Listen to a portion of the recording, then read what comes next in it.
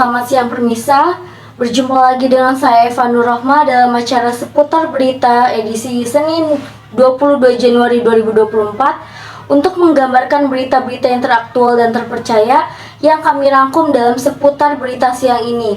Di sini saya akan membahas tentang Palestina.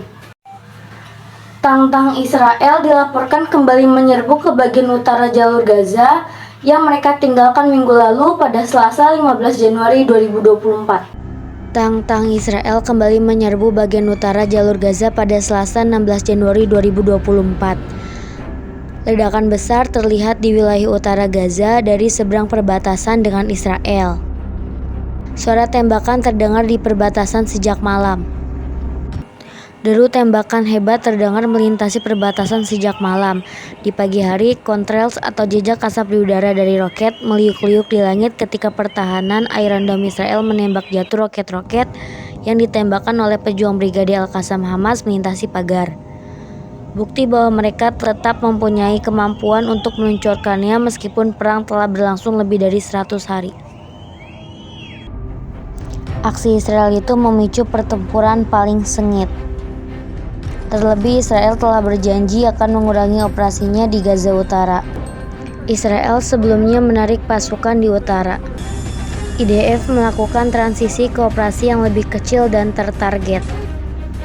Perang Hamas dan Israel sudah berlangsung sejak 7 Oktober 2023 yang menewaskan 1.200 orang dan menyandra 240 orang. Israel masih terus membombardir jalur di Gaza tanpa ampun. Pemboman Israel selama 24 jam terakhir telah menewaskan 158 orang di daerah kantong tersebut. Memasuki bulan keempat perang, korban meninggal akibat serangan Israel menjadi 24.285 orang. Otoritas Gaza menyebut ribuan orang lainnya dikhawatirkan hilang di reruntuhan. Namun sejak saat itu, media Israel Haaretz mengungkapkan kalau helikopter dan tank tentara Israel pada kenyataannya telah membunuh banyak dari 1.139 tentara dan warga sipil yang diklaim oleh Israel telah dibunuh oleh perlawanan Palestina. Perang telah memaksa hampir seluruh warga Gaza meninggalkan rumah mereka, bahkan beberapa kali, dan menyebabkan krisis kemanusiaan dengan makanan, bahan bakar, dan pasokan medis yang semakin menipis. Di bawah tekanan dari Washington untuk mengurangi korban sipil, Israel mengatakan pihaknya mengubah taktik, beralih dari serangan darat skala penuh ke operasi yang menargetkan kelompok Hamas. Pergeseran dimulai dengan penarikan mundur pasukan di wilayah utara, tempat pasukannya memulai serangan darat pada bulan Oktober. Pada Senin malam, Menteri Pertahanan Yoav Gallant juga mengatakan serangan darat baru-baru ini di wilayah selatan akan segera berakhir. Namun taktik penarikan mundur pasukan, upaya untuk meredakan perang tampaknya hanya berupa strategi tipuan untuk mengecoh. Perang diperkirakan masih akan berlangsung dalam intensitas tinggi karena Israel mengatakan tidak akan berhenti sampai Hamas dihancurkan.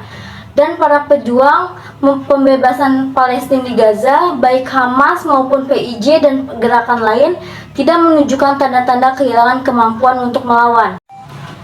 Beberapa dari ratusan warga yang melarikan diri dari wilayah utara pada awal perang mulai kembali ke daerah yang dibom Israel, tempat pasukan Israel telah mundur. Namun warga yang berbicara kepada Reuters pada hari Selasa mengatakan berkobar hebatnya kembali pertempuran di wilayah utara kini akan menghentikan rencana mereka untuk mencoba pulang. Kami akan berencana untuk kembali ke rumah kami di Nazla, sebelah timur Jabalia, tapi syukurlah kami tidak melakukannya. Pagi ini, orang-orang yang tinggal di sekitar tiba di sini dan memberitahu kami bahwa tank-tank tersebut didorong kembali ke sana. Ucap seorang pria berusia 43 tahun yang bernama Abu Khaled, ayah dari 3 anak yang sekarang tinggal bersama kerabatnya di kota Gaza yang rusak parah. Suara bom dari tank dari pesawat tidak berhenti sepanjang malam. Ini mengingatkan kami pada hari pertama agresi darat Israel. Sebagai generasi masa depan, mari kita berani dan gigih dalam mewujudkan impian dan visi kita. Mari kita bergerak maju dengan keyakinan dan keberanian untuk menciptakan perubahan yang positif bagi kita, lingkungan sekitar, dan bangsa ini. Bersama, kita mampu mencapai tujuan-tujuan besar yang sudah kita impikan. Jangan pernah ragu untuk bermimpi dan bertindak untuk mewujudkannya. Terima kasih atas perhatian dan dukungan kalian semua. Mari bersama-sama menjadi agen perubahan yang positif. Mari bersama-sama menciptakan masa depan yang gemilang. Saya Eva Nur Rahmah, pamit undur diri. Sekian dan terima kasih.